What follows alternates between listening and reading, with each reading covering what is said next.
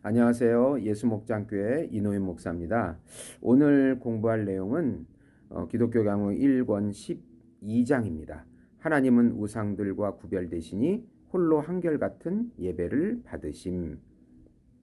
지금 우리가 신론, 기독교 강의 1권은 신론입니다. 신론은 계시로 시작을 합니다. 일반 계시, 특별 계시. 우리가 지금 공부했습니다. 그것은 하나님을 아는 지식이고 객관적인 진리입니다.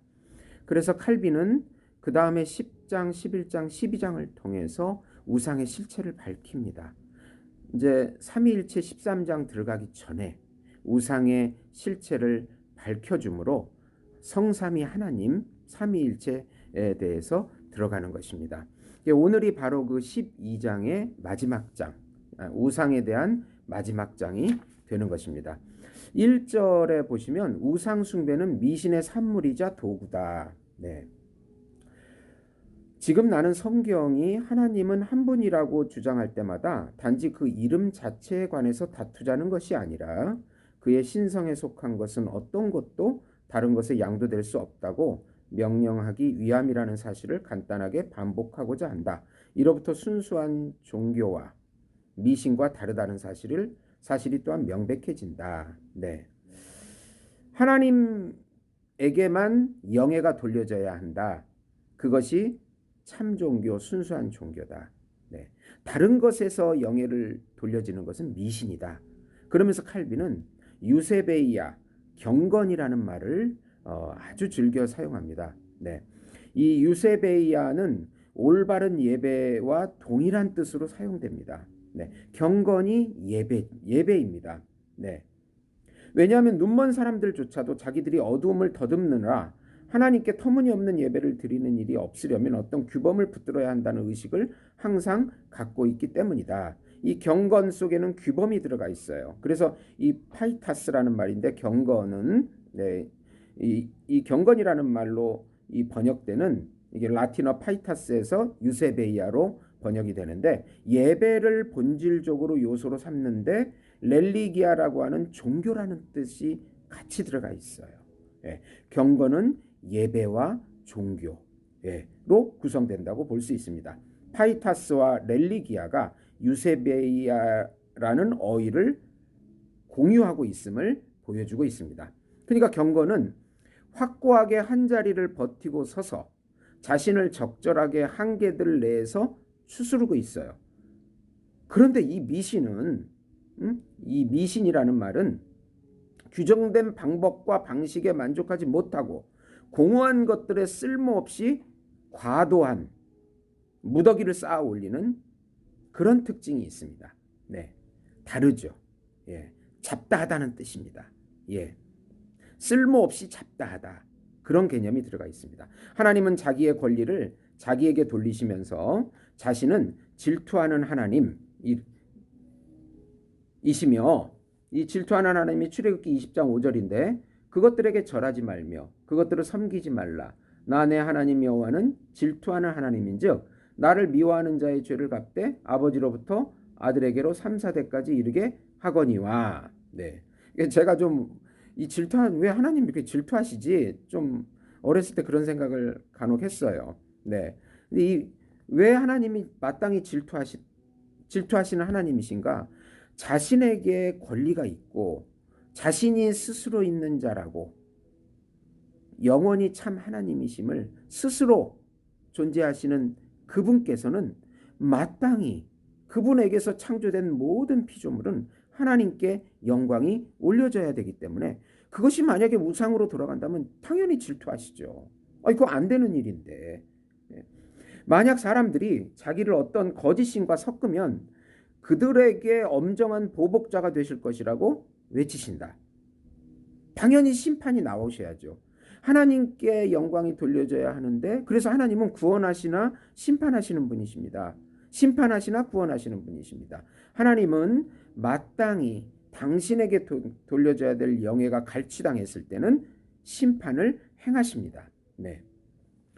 그런 인류를 순종 아래 계속 머물게 하시려고 합법적인 예배를 정의하십니다. 우리는 십계명에 첫 번째로 그는 신자들이 그들 자신을 위한 율법 수여자가 되시는 자기에게 헌신하도록 하신다. 둘째, 그는 자기 자신의 의지에 따라 자기가 올바르게 예배를 받으실 수 있도록 규범을 제정하신다. 1계명부터 4계명까지는 하나님이 유일하신 여호와 하나님이시고 선하시고 참 하나님이시기 때문에 그분을 경외하라. 어떠한 하늘과 땅과 바다의 형상을 만들지 말고 섬기지 말라. 분명히 규범을 만들어 주십니다. 네. 율법에 관하여는 그 용법과 목적이 다양하므로 적절한 곳에서 논할 것이다. 지금 나는 오직 율법에 의해서 사람들에게 균례가 쓰여져 그들이 악한 예배에 빠져들지 않게 된다는 부분만 다루고자 한다. 신성에 고유한 모든 것이 한 분 안에 내주한다는 사실이 부인되면 하나님은 자기의 영예를 빼앗기게 되고 그에 대한 예배는 더럽게 물들고 만다는 사실은 언제나 우리에게 견지되어야 한다라고 말씀하고 있습니다.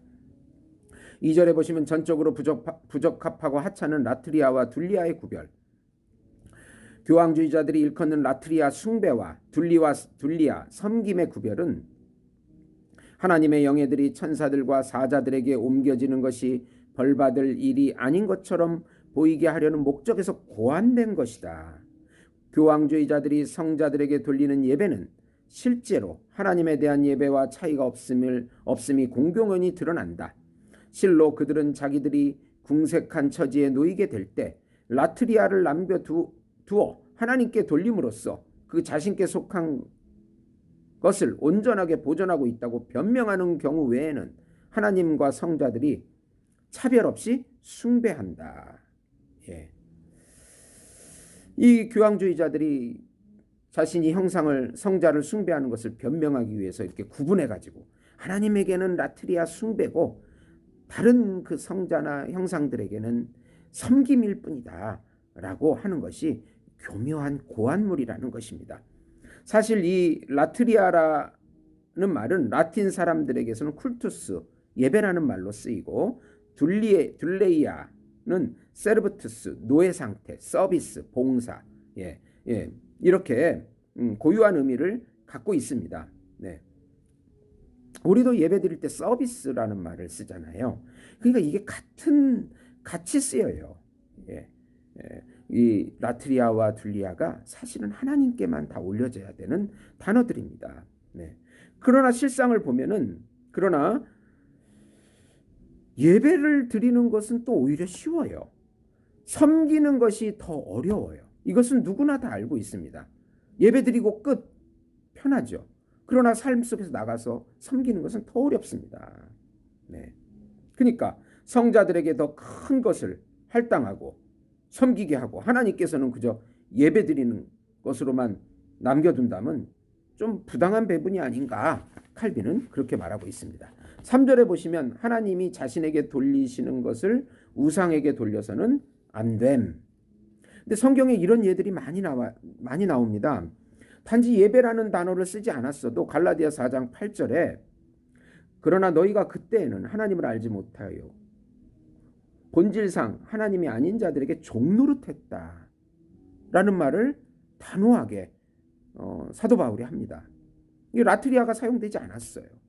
그래도 우리가 여기서 뭘 의미하는지 하나님을 섬기지 않는 것이 죄다. 다른 것을 섬기는 것이 우상 숭배다라는 것을 알 수 있습니다. 네.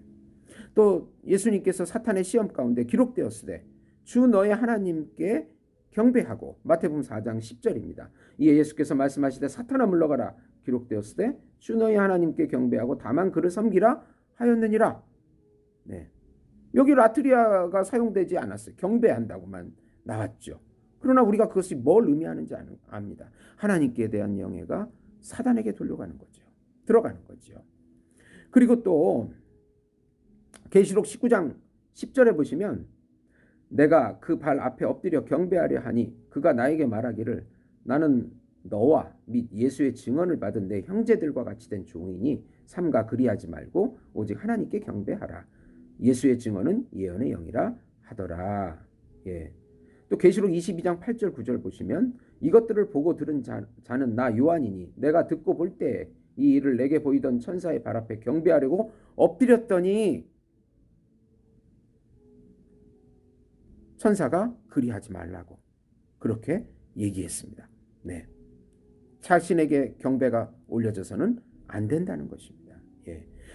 우리는 자주 사람들이 숭배받는 것에 대해서 읽게 됩니다. 그러나 그것은 분명히 경의적인 예의를 차린 경의적인 차원 같지만 이것이 종교와 결합이 될 때 이런 종교가 예배와 또 결합이 될 때 그것은 하나님의 영에 대한 모독으로 하나님의 영광을 갈취하는 것이라 라고 칼빈은 말하고 있습니다.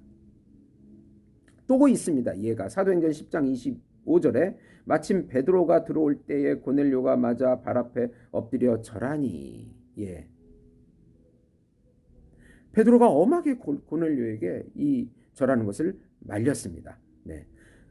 왜 그랬을까요? 이는 하나님에 대한 예배와 피조물에 대한 예배를 또렷하게 분별함이 없는 사람들이 하나님께 속한 것을 피조물에게 옮기는 혼잡스러운 일을 행하는 것을 막고자 함인 것입니다. 이러므로 우리가 한번 하나님을 모시기를 원한다면 그의 영광의 한 터럭조차 뽑아내려고 해서는 안 되며 나아가 그 자신에게 고유한 것을 우리 속에 간직해야 한다는 사실을 기억해야 한다. 이런 취지에서 스가랴는 교회의 회복을 선포하면서 여호와는 홀로 한 분이실 뿐만 아니라 그의 이름이 홀로 하나라는 사실을 명료하게 표명함으로써 하나님은 우상들과 공유하시는 것이 아무것도 없음을 뚜렷이 부각시킨다. 스가랴 14장 9절에 보시면요. 여호와께서 천하의 왕이 되시리니 그날에는 여호와께서 홀로 한 분이실 것이요 그의 이름이 홀로 하나이실 것이라. 하나님은 어떤 종류의 예배를 요구하시는지 적절한 순서를 쫓아 다른 곳에서 보게 될 것이다. 왜냐하면 진정 하나님은 사람들에게 합법적이고 올바른 것이 무엇인지를 자기의 율법에서 규정하시고 그들을 확실한 규범으로 묶으심으로써 자기가 기뻐하시는 예배를 아무도 자의대로 섞지 못하도록 하셨기 때문이다. 그래서 칼빈은 율법이라는 개념을 이렇게 정의합니다.